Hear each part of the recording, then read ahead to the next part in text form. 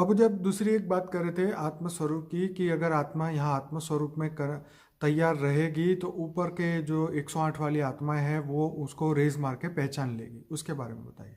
देखो, हमेशा मैं तो 108 के बारे में सोचता रहता हूँ हम्म। कि 108 में कहाँ से ढूंढे, कैसे ढूंढे, कौन होंगे, हैं? हम्म। हाँ, उनकी स्टेज क्या होगी, हैं? हम्म। क्योंकि ज्ञान योग सेवा धारणा कम से कम 60% हो। तो जो आत्माएं आत्मस्वरूप की स्टेज होती हैं, आत्मस्वरूप की मतलब एकदम आत्मस्वरूप में स्थित का अनुभव होता है, तो आत्मस्वरूप की जो परम लाइट के रेज निकलते हैं, हम्म। तो आत्मस्वरूप की परम लाइट के जो रेज निकलते हैं वो उसकी जो रचयिता होता है ना वो पकड़ लेता है, समझ में आए? हम्म। आत्मस्वरूप की जब रेज होता है, रेज निकलता है आत्मस्वरूप की, समझ में आए? ठीक है। वो रेज उसकी उसकी रचयिता तक पहुंचता है। हम्म। उसका जो उसका मालिक है, जिसने रचा है उसको, हम्म। जिसने उसको क्रिएट किया, वहां तक पहुंच जाती है उसकी रेज। ठीक है। उसकी रेज नियम है, तो साइंटिफिक नियम है। ये तो बाबू जी जैसे ये बात हो गई कि सिम कार्ड आपने मोबाइल में डाला और चालू किया तो वो जो टावर को पकड़ लेगा, तो टावर को पता चल जाएगा कि हाँ ये नंबर का मोबाइल जो है वो चालू हो गया है। हाँ, तो आत्माओं का असली टावर क्या है? उसका रचयिता। ठीक है। अब जैसे 108 है, 108 आत्मस्वरूप में स्थित हो जाएगी, हम्म। तो आत्मा 108 स्वरूप में स्थित हो जाएगी, आत्मा में पावर आएगी, तो ऊपर में जो आकारी रूप में 108 जो बैठे हुए हैं आकारी रूप में, हम्म। जो उसके रचयिता हैं 108 के, हम्म। वो उन तक रेज पहुंच जाएगी। हम्म। तो वो 108 जान लेंगे कि ये मेरी रचना है, मेरी रचना है, मेरी रचना है, तो वो फिर 108 वाले कंफर्म हो जाएंगे कि ये मेरी रचना है, मेरी रचना है। तो फिर वो उसमें प्रवेश कर लेंगे। अब प्रवेश करके बाप का रूप धारण करेंगे तो 108 तैयार हो जाएंगे, तो एकदम लाइट स्वरूप बन जाएंगे। वो प्रवेश करेंगे एकदम व्यक्त से अव्यक्त बन जाएंगे 1 सेकंड में।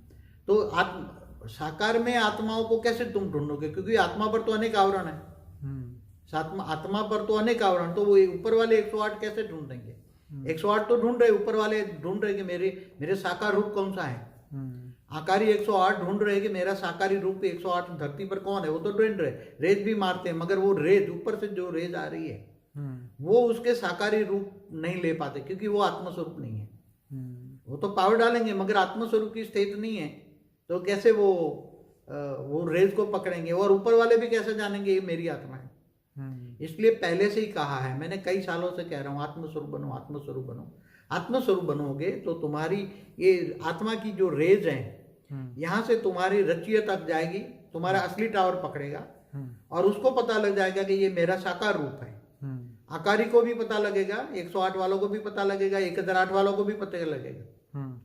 तो 108 और 1008 वाला मतलब 108 वाले भी जान जाए और आत्मस्वरूप बने तो उसकी रेज 108 के आकारी रूप तक पहुंच जाएगी। 108 के आकारी रूप जान जाएंगे, पहचान जाएंगे कि ये मेरा साकारी रूप है। और जब वो अपने साकारी रूप को जान पाएंगे कि ये मेरा ये साकारी रूप है, तब 108 एक साथ में जब 108 की माला बन जाएगी तो काम समाप्त हो जाएगा। तो अभी 108 साकार रूप में जो बैठे हैं, वो हमेशा कहता हूं आत्मस्वरूप की अनुभूति करो, आत्मस्वरूप की अनुभूति करो। यही मेन रह गया अभी, एक ही ज्ञान योग सेवा धारणा। धारणा माना आत्मस्वरूप में स्थित होना, अपने आप को जानना मैं कौन हूं।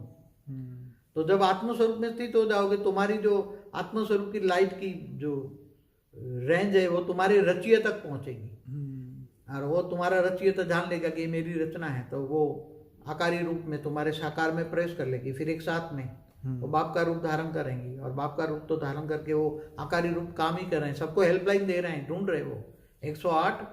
मैंने बोला कि 5000 किलोमीटर के ऊपर एक 2 किलोमीटर डायमीटर का गोला है, उसमें छोटू राम के साथ 108 भी हैं, 1008 भी हैं, सब अपने अपने साकार रूप को ढूंढ रहे हैं।